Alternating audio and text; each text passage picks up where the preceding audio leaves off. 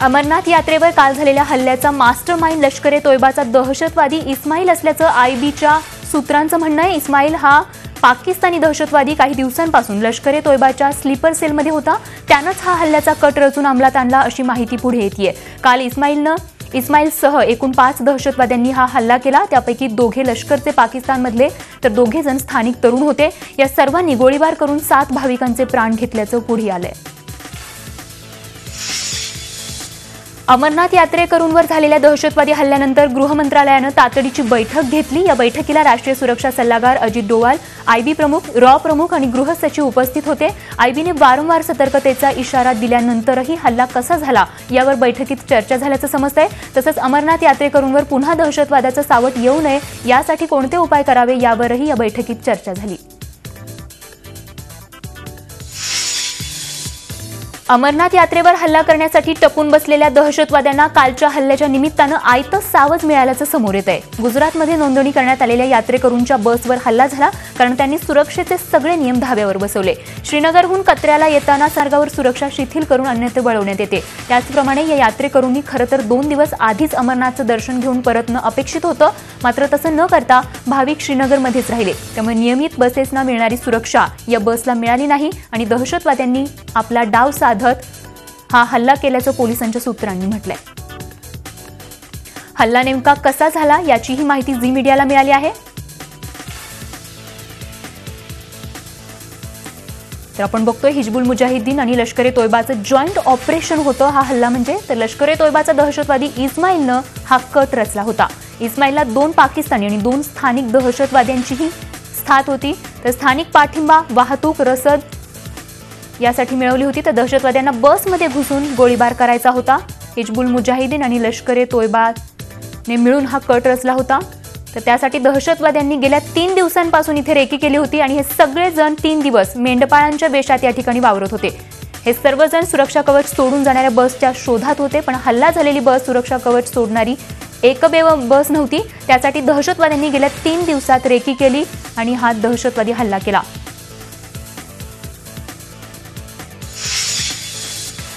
हा भ्याड हल्ला असल्याचं केंद्रीय गृहराज्यमंत्री हंसराज अहिर यांनी म्हटलंय। यात्रेकरूंवरील हल्ला हा दुःखद असून हे सुरक्षा दलांपुढील आव्हान देखील असल्याचं अहिर यांनी स्पष्ट केलंय।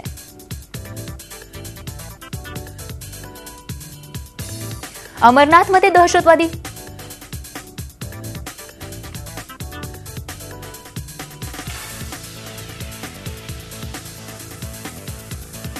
सुरक्षा व्यवस्थेत संपूर्ण चौकस असताना हा प्रकार घडू नये अशी आशा होती।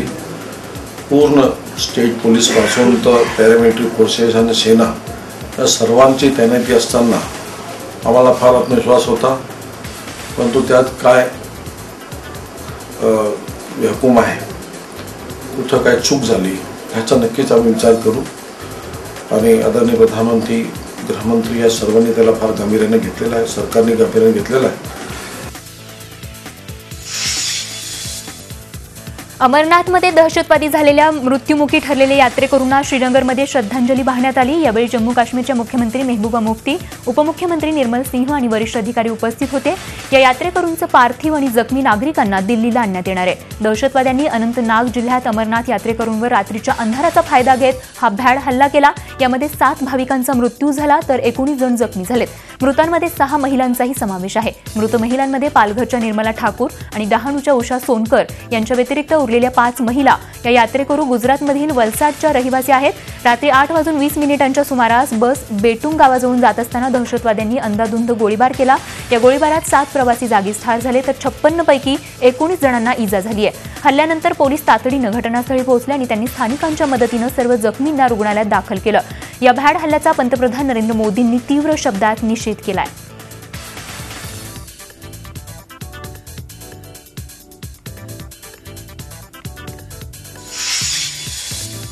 या हल्ल्यानंतर जम्मू काश्मीरच्या मुख्यमंत्री मेहबूबा मुफ्ती यांनी तातडीनं घटनास्थळाला तसंच रुग्णालयातील जखमींना भेट देऊन भाविकांची चौकशी केली। या भ्याड हल्ल्याची त्यांनी निंदा केली आहे। हा हल्ला म्हणजे सगळ्या काश्मीरी जनतेची मान शर्मेने खाली जाणारा असा हल्ला असल्याचं त्यांनी म्हटलंय। जो वाकया हुआ है इससे हम सब कश्मीरियों के लोगों के सर शर्म से झुक गए।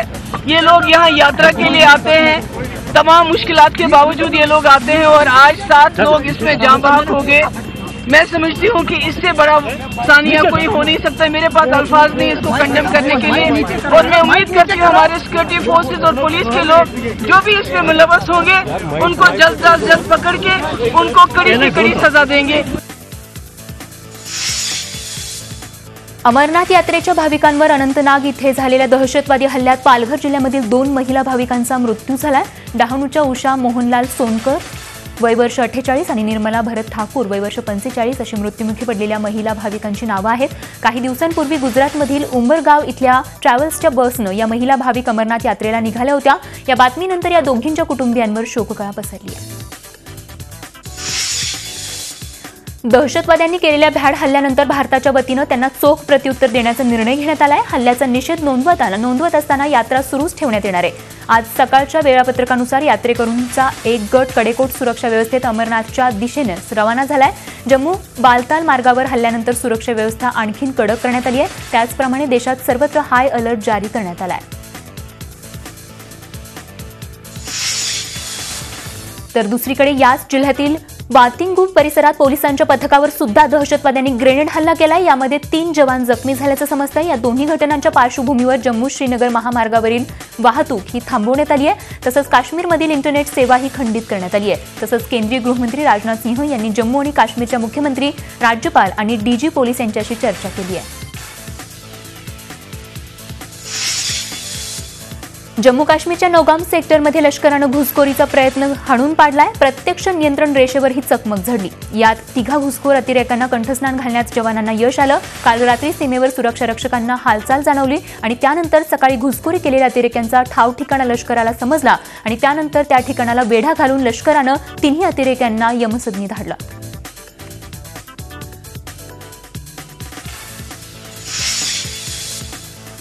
काँग्रेसचे माजी खासदार नवीन जिंदाल यांच्या जिंदाल कंपनीच्या कोळसा घोटाळा प्रकरणी सुप्रीम कोर्टानं सीबीआयला फटकारले। जिंदाल यांची जिंदाल पॉवर लिमिटेड कंपनीवर पॉवर पॉलिसीकडे दुर्लक्ष करत नियमांचं उल्लंघन करून वीज विकल्याचा आरोप आहे। या प्रकरणात सीबीआयनं प्राथमिक चौकशीचा गुन्हा दाखल केला होता। मात्र या चौकशीबाबत सीबीआय आतापर्यंत सुप्रीम कोर्टाला काहीच माहिती देऊ शकलेली नाहीये। त्यावर सुप्रीम कोर्टानं सीबीआयला फटकारलंय। सुप्रीम कोर्टाने 21 ऑगस्टपर्यंत झालेल्या चौकशीचा अहवाल सोपवण्याचे आदेश दिलेत। सोबतच कोळसा घोटाळ्याची चौकशी करणाऱ्या एसआयटीचे अधिकारी डीआयजी रविकांत यांच्या बदलीबाबतही त्यांनी नाराजी व्यक्त केली आहे।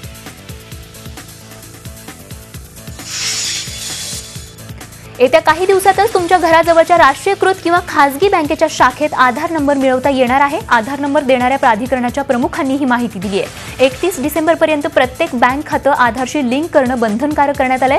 त्या दृष्टीनं 1 जूनला अध्यादेशही काढण्यात आलाय। त्यामुळे बँक ग्राहकांची गैरसोय टाळण्यासाठी निर्णय घेण्यात आलाय। अमेरिकेच्या कॅलिफोर्निया जंगलात लागलेल्या आगीवर अजूनही नियंत्रण मिळवता आलेलं नाहीये। आग विझवण्यासाठी 3 विमानांचीही मदत घेण्यात आली आहे। जवळपास 24,000 एकर जंगलाला ही आग लागली आहे।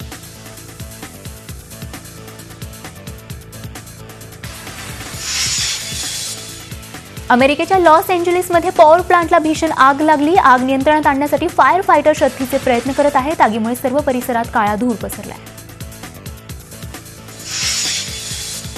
कॅलिफोर्नियामध्ये अस्वलाच्या एका पिल्लाचं तोंड एका प्लास्टिकच्या डब्यात अडकलं होतं। अथक प्रयत्नानंतर पोलिसांनी त्याची सुटका केली। सुटका झाल्यानंतर अस्वलाच्या या पिल्लाने थेट जंगलाच्या दिशेने धूम ठोकली।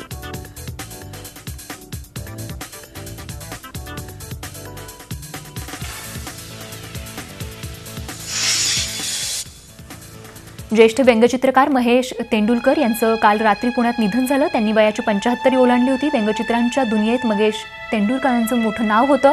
वृत्तपत्र, नियतकालिकांमधून त्यांची व्यंगचित्र प्रकाशित होत होती। आपल्या कुंचल्यांमधून सामाजिक समस्यांना तेंडुलकरांनी नेहमीच वाचा फोडली। सामाजिक कामातही ते नेहमीच हिरिरीने सहभागी होत होते।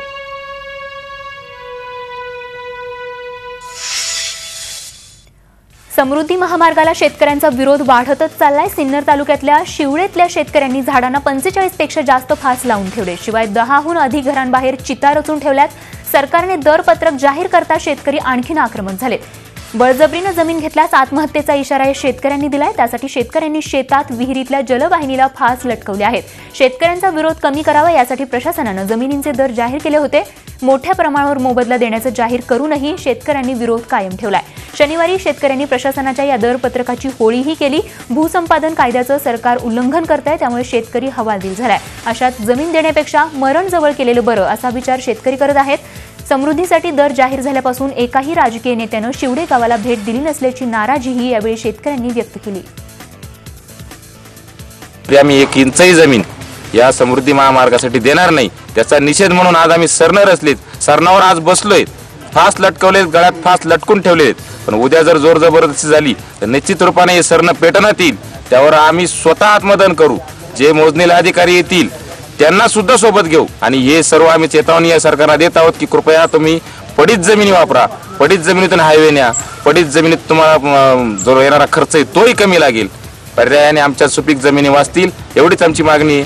जर तुम्ही सिन्नर तालुक्यातील शिवडे गावाच्या सहित बाकीच्या ज्या गाव आहेत त्या गावाच्या जमिनीची 1 इंचभर जमीन जरी घेतली आणि आम्हाला बर्बाद केलं तर मग मात्र आज या लोकांनी फक्त सरणावर रचून आम्ही आत्मदहनाचा इशारा दिला आहे।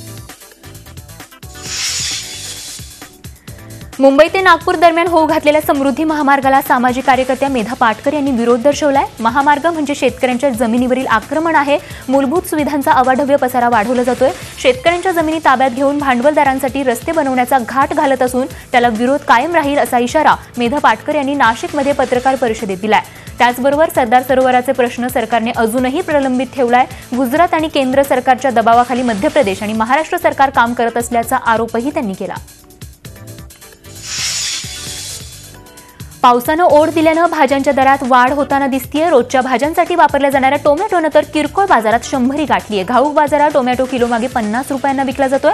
वाशी आणि कल्याण कृषी उत्पन्न बाजार समितीत टोमॅटोची आवक घटलीये। पावसानं ओढ दिल्यानं पुणे, नाशिक आणि परराज्यातून येणाऱ्या भाज्यांमध्ये आणि टोमॅटोमध्येही घट झाली आहे। प्रमुख भाज्यांचेही दर वाढलेत। भेंडी, वांगी, ढोबळी मिरची किलोला 60 ते 80 रुपये दरानं विकली जातीये।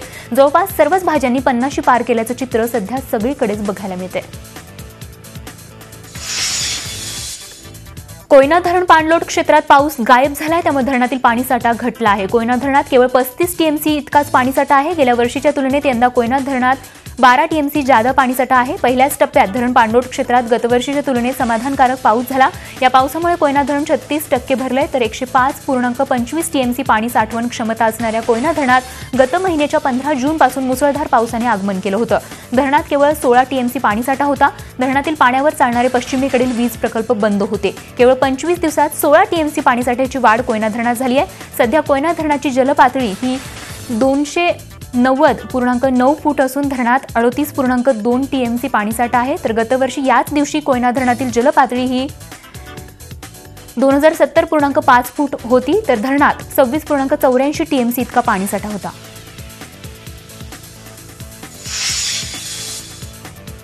गंगाखेड साखर कारखान्याने शेतकऱ्यांच्या नावावर परस्पर कर्ज उचलून केलेल्या घोटाळ्या प्रकरणी सरकारकडून कारवाई होत नसल्याची बाब उघडकीस आली आहे। विरोधी पक्षनेते धनंजय मुंडे यांनी या प्रकरणी सप्टेंबर 2016 रोजी एसीबी सह विविध तपास यंत्रणांकडे या घोटाळ्याबाबत तक्रार केली होती। तर मार्च 2017ला पार पडलेल्या अर्थसंकल्पीय अधिवेशनात लक्षवेधी उपस्थित केली होती। मात्र एवढ्या मोठ्या घोटाळ्याची सरकारने तेव्हा दखलही घेतली नाही। रत्नाकर गुट्टे यांनी गंगाखेड साखर कारखान्यावर कारवाई करणं दूरच सरकारने या कारखान्याकडूनच खुलासा मागून कारखाना आणि गुट्टे कसे दोषी नाहीत याचं स्पष्टीकरण देण्याचा प्रयत्न विधान परिषदेत केला। रत्नाकर गुट्टे हे सरकारला पाठिंबा दिलेल्या राष्ट्रीय समाज पक्षाचे नेते असल्यामुळेच सरकार त्यांना पाठीशी घालतंय की काय असाच प्रश्न यामुळे शेतकऱ्यांना पडला आहे। प्रदेश काँग्रेसमध्ये लवकरच मोठे फेरबदल होणार आहेत आणि त्या दृष्टीने पहिलं पाऊल म्हणून प्रदेश काँग्रेस अंतर्गत येणारे सर्वच्या सर्व 12 सेल बरखास्त करण्याची घोषणा प्रदेशाध्यक्ष अशोक चव्हाण यांनी केली आहे। तालुका, जिल्हा तसंच प्रदेश कार्यकारिणीत देखील बदल होणार असून 50% नव्या चेहऱ्यांना संधी देण्यात येणार आहे। 2019च्या विधानसभा निवडणुकीसाठी प्रदेशाध्यक्ष अशोक चव्हाणांनी ही मोर्चे बांधणी सुरू केली आहे। मुंबई महापालिकेच्या तब्बल 35 शाळा खासगी संस्थांच्या घशात घालण्याचा डाव आखण्यात आलाय। पालिकेच्या शाळांमध्ये इंग्रजी माध्यम सुरू करण्यासाठी बंद पडलेल्या या 35 शाळा खासगी संस्थांना दिल्या जाणार आहेत। या संदर्भातल्या प्रस्तावाला गटनेत्यांच्या बैठकीत मंजुरी देण्यात आली आहे। या शाळांमधल्या विद्यार्थ्यांना महापालिका 27 शालेय वस्तू देणार आहेत। तसंच मुख्याध्यापकही महापालिकेच्या शाळेचाच असणार आहे। शिक्षक मात्र खासगी संस्थांचे असतील अशी माहिती महापौर विश्वनाथ महाडेश्वर यांनी दिली आहे। कोस्टल रोडला शिवसेना प्रमुखांचं नाव देण्यास शिवसेना विसरली आहे। कोस्टल रोडला छत्रपती शिवाजी महाराजांचं नाव देण्याचा प्रस्ताव गटनेत्यांच्या बैठकीत मंजूर झाला। स्नेहल आंबेकर या महापौर पदावर असताना त्यांनी शिवसेना प्रमुख बाळासाहेब ठाकरेंचं नाव देण्याची मागणी करत मुख्यमंत्र्यांना 2015 मध्ये पत्र दिलं होतं। मात्र असं पत्र अगोदरच्या महापौरांनी दिल्याची माहिती नसल्याचं सध्याच्या महापौरांचं म्हणणं आहे। बाळासाहेबांचं नाव कोस्टल रोडला देण्याच्या मागणीवरून शिवसेनेनं माघार घेतली आहे। मॉडेल कृतिका चौधरीच्या हत्येप्रकरणी पोलिसांनी 2 जणांना अटक केली आहे। 12 जूनला कृतिकाची हत्या करण्यात आली होती। या प्रकरणी पोलिसांनी शकील नसीम खान आणि बादशाह उर्फ बासू माकमलाल या दोघांना अटक करण्यात आली आहे। शकील लाल नालासोपारा तर बासूला गोवंडीतून अटक करण्यात आली आहे। अद्याप हत्येचं कारण मात्र समजू शकलेलं नाहीये। मात्र अंमली पदार्थांच्या खरेदी विक्रीतून ही हत्या झाल्याचा संशय व्यक्त करण्यात येतोय। दोघा आरोपींना 7 दिवसांची पोलीस कोठडी सुनावण्यात आली असल्याची माहिती डीसीपी परमजीत सिंह दहिया यांनी पत्रकार परिषदेत दिली आहे।